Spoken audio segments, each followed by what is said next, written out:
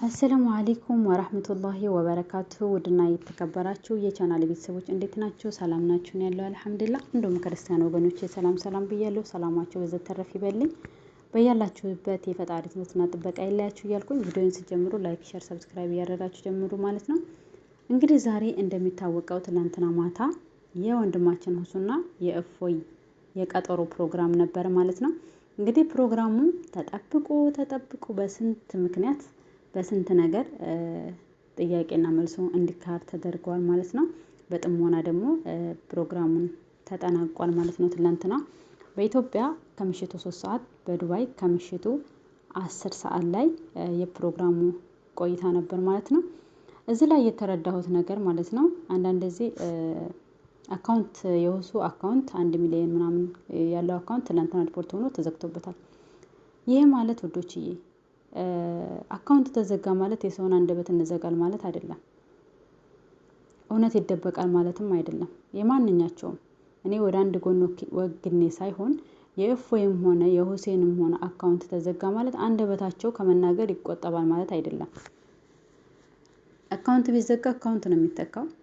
በስልካችን ክሬት አድርገን የምንገባው ነገር ስለሆነ አካውንት ማዘጋት እውነታን ከመናገር ወደ ኋላ የሚል ሰው የለም ማለት ነውና የሁሱ አካውንት ትላንትና ተዘግቶበታል። በሌላ አካውንት ገብቶ ግን ጥያቄውን ተካፍሏል ማለት ነው። አንዳንድ ጊዜ የእስልምና እምነት ተከታዮችም እንደዚሁም ክርስትና እምነት ተከታዮችም ሰውን ሳይሆን ፈጣሪን ከፈጣሪ ደግሞ በታይ የተሰጠንን አውቀን እንድንገነዘብ አንብበን ተገንዝበን ፈጣሪያችንን በአግባቡ በኢባዳ እንድናመልክ የተደረገልን መጽሐፍ አለ። ያንን መጽሐፍ ደግሞ ማንኛችንም በስነ ስርዓት ማንበብና መገንዘብ አለብን። ገባችሁ አይደለ? እኛ ሁሴንን የምንከተለው የአላህን መንገድ ስለሚያስተምረን እንጂ እያመለክነው ወይንም ደግሞ እሱ ከማንም በልጦ አይደለም። እፎይም እንደዛው እፎይ የሚናገረውን ነገር አዳምጣችሁ ክርስቲያን ወገኖች ማለት ነው። መጽሐፍ ቅዱስንም ባይብልንም ብሉይ ኪዳን የተለያዩ መጽሐፎች አሏችሁ። አንብቡ። በትርፍ ጊዜያችን ነገ እኮ የመጨረሻ ቤታችን የኮንትራት ዓለም እኮ ነው ውዶችዬ። በዚች ሰዓት የይቺ ቲክቶክም ላይ ዩቲዩብም ላይ በዛም እየተሯሯጥና ኃጢያታችን እየበዛ ነገ የኮንትራት ዓለም የመጨረሻዋን ዓለም በዱንያ ላይ ያለ ሞትን እንኳን መስማት አንፈልግም። ወይንም አንድ ሰው ከጎናችን ሲነጠል ወይ ጉድ ምስኪን ለስንት ቀን ለሁለት ቀን ከዛ በኋላ ያንሰ ይረሳል። እኛም እንደዛው ነን። ይችን ኮንትራት ዓለም ስንሰናበታት ማንም ነገ ምስኪን ይላቸዋል። ነገ ግን ከፈጣሪና ከናንተ ጋር የሚደረገው እናንተ የምትመልሱት ፈጣሪ የሚጠይቃችሁ ጥያቄ ከማን ጋር ነው? ከፈጣሪያችሁ ጋር ነው የሚቀረው። የዱንያ ህይወታችን አያሳስበንም። ዱንያ ላይ የምንኖረው ህይወት ሳይሆን መጨረሻ ዓለም ዘላቂ ህይወታችን የምንኖርበት የመጨረሻውን ዓለም ነው መፍራት ያለብን።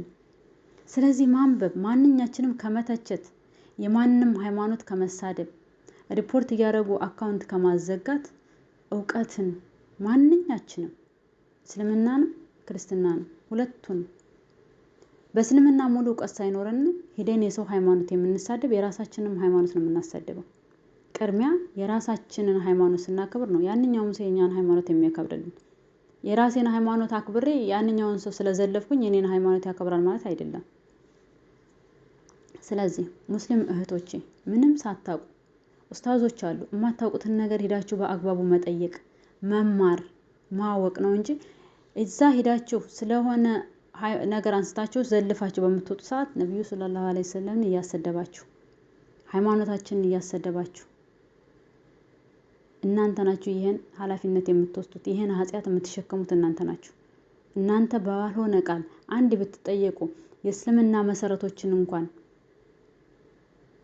ብትጠየቁ የማትመልሱ ሙስሊሞች ሄዳችሁ የሰው ሃይማኖት ትነኩና እንደገና የኛ ሃይማኖት እንዲሰደብ ታደርጋላችሁ። ክርስትና ሃይማኖትም የራሳችሁን ሃይማኖት የሚከበረው የኛንም ሃይማኖት ስታከብሩ እኛም የናንተን ሃይማኖት ሁሉም እምነቱን ሲያከብር ይከበርለታል። ስለዚህ ካላወቅን ማንበብ ክርስትና ሃይማኖትም ማንበብ ባለችን ጊዜ መጽሐፋችን ምንድነው የሚለው እስኪ እናንብብ። አሁን ትላንትና ያ ሁሉ ሰው 70 ወይንም 80 ህዝብ ወይንም 70 ምናምን 90 ህዝብ ደርሶ 90 ሺህ ሰው ነበር ማለት ነው። አታከውሱ ቤት ማለት ነው። ተፎይም 71,000 ምናምን ሰው ነበር።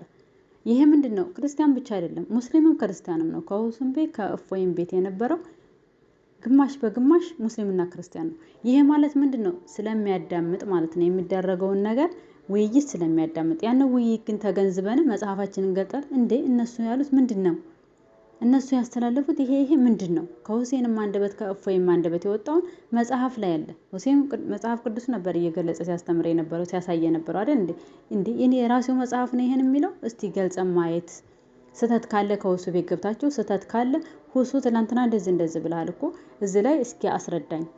እኛም ደግሞ ሙስሊሞች ያልገባን ነገር ካለ ከእፎይ ቤት ገብታችሁ መረዳት ትችላላችሁ። በስነ ስርዓት ሄዳችሁ ጠይቃችሁ የሚመልስላችሁን በአግባቡ ተቀብላችሁ አመሰግናለሁ ብላችሁ መውረድ አለባችሁ። መሳደብ፣ መተቻቸት ይሄ እስልምና አይፈቅድም፣ አይወክልም። ገባችሁ አይደለ? ስለዚህ ከቻልን መልካም ተናገሩ፣ ካልቻላችሁ ዝም በሉ። መልካም ንግግር ሰደቃ ነውና እኛ ሃይማኖታችን እንግዲህ ከቻልን መልካም ነገር ያወቅነውን ማሳወቅ ካላወቅን ደግሞ ምንድነው የተመረጠልን? ዝም ማለት። ዝምታ ሰደቃ። ለአንድ ምስኪን ሰደቃ እንደምትሰጡት ሁሉ ዝም ማለትም አጅር አለው። መልካም ንግግር ተናግረን ወይንም መጥፎ ንግግር ከምናገር መልካም ንግግር በመናገራችን ወይንም ደግሞ ዝም ማለታችን ፈጣሪን በመፍራታችን ያንን ነገር ከመናገር በመቆጠባችን አላህ ለኛ ደግሞ ምንዳ አለው። ገባችሁ አይደለ? እውቀት ብርሃን ነው። በዱንያም ላይ ከፍ ያደርጋቸዋል። እውቀት ያለው ሰው እና አሁን እውቀት ካለኝ ምሳሌ በዱንያ ላይ ከፍ ያለ ነገር አላህ ይሰጠኛል። በእውቀቴ ሁሉን ነገር ማገናዘብ እችላለሁ፣ ማሰብ እችላለሁ። በዱንያ ላይ ደስ የሚል ነገር ታገኛላችሁ። ለምን ነው? እውቀታችሁን አላህ ሰፊ ስለሚያደርግላችሁ። እውቀታችሁን ፈጣሪ እየጨመረ ደስ የሚል ነገር ይገጥማችኋል። እውቀት ደግሞ በሙተን እንኳን ህያው ነው። ገባችሁ አይደል? በአኺራም ትልቅ ቦታ አለው እውቀታችን ማለት ነው። ልክ እውቀት ብርሃን ነው። ገባችሁ አይደለ?